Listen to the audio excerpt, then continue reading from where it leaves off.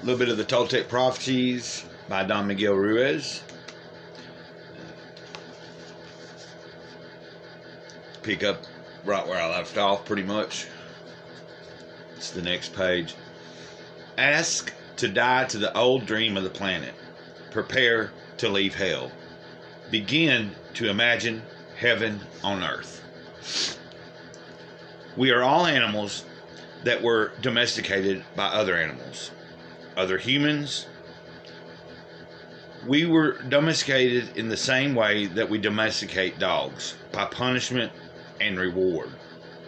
We domesticate our children the way we were domesticated.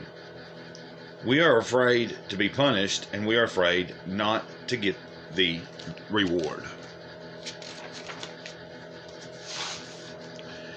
Human domestication.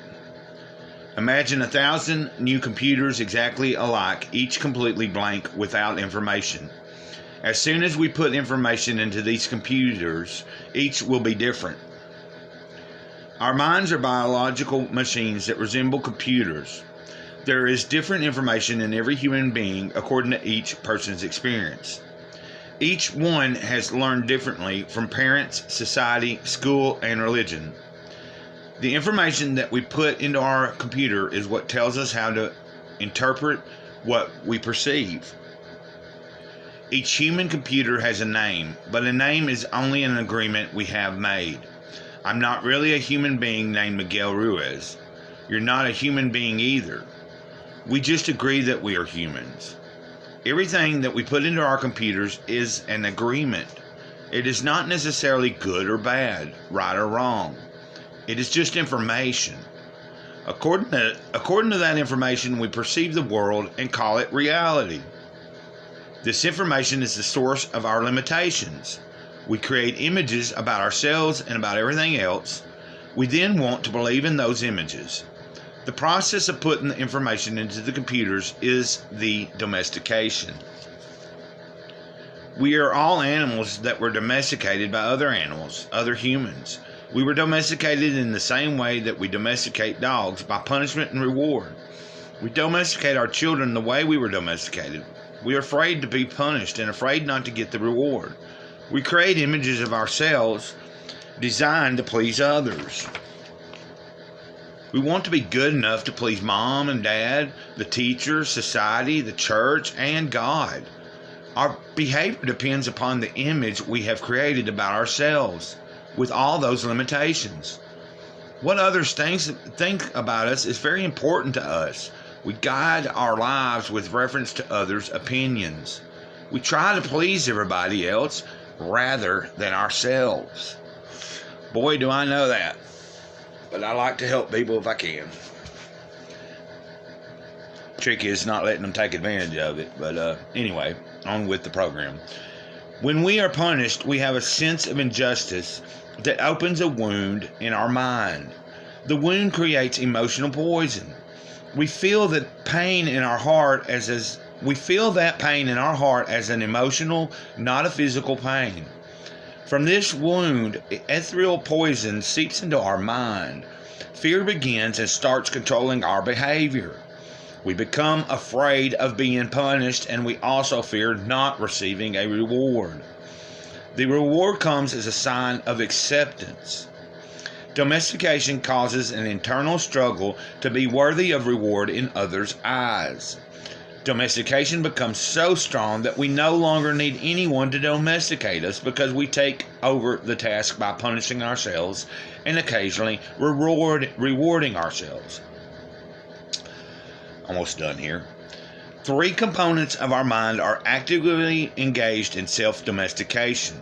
First, the judge in our mind judges what we do. Second, the victim receives the judgment, and usually the judge finds the victim guilty. The victim has a need to be punished.